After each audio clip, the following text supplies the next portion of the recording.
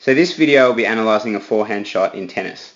The comparison is between myself on the bottom screen and tennis pro Dennis Kudla on the top screen. The first thing that we're going to look at before we even roll through the video is the body position of each player as they ready themselves for the shot. As you can see with Dennis, he has his chest facing where the ball is coming from and his hands and grip relaxed on the racket, leaning forward, ready to accept the shot. On my body position, my chest is facing the camera, my racket is up above my waist, and I'm already starting to move into the shot. If we roll forward slightly, the first body movement is interesting from both players.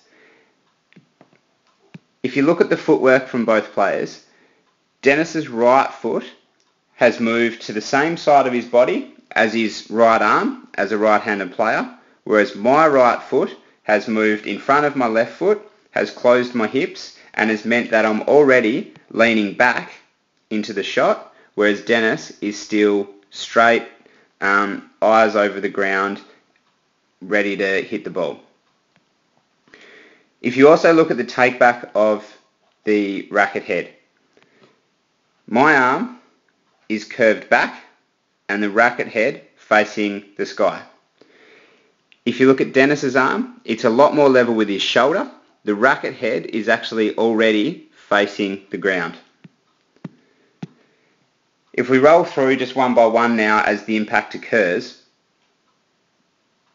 Dennis first, as the ball approaches, he bends down into the shot and the impact of the ball occurs right under his eyes.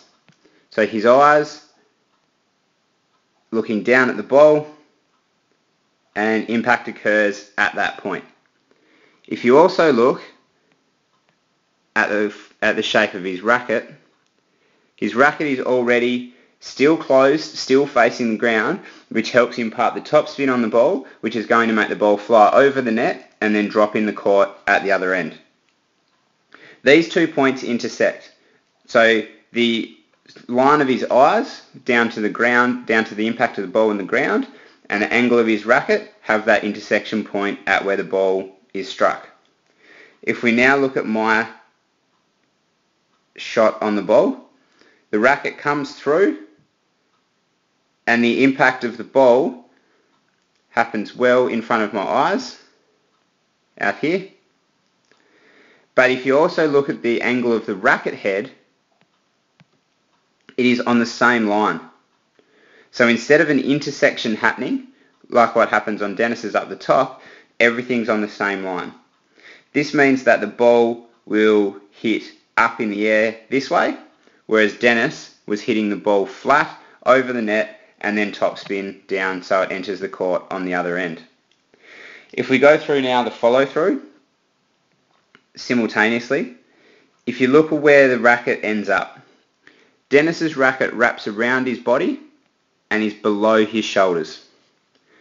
My racket follows through, scoops up the ball, and then continues up above my shoulder line, meaning that the ball is up in the air and more likely to go out at the other end of the court.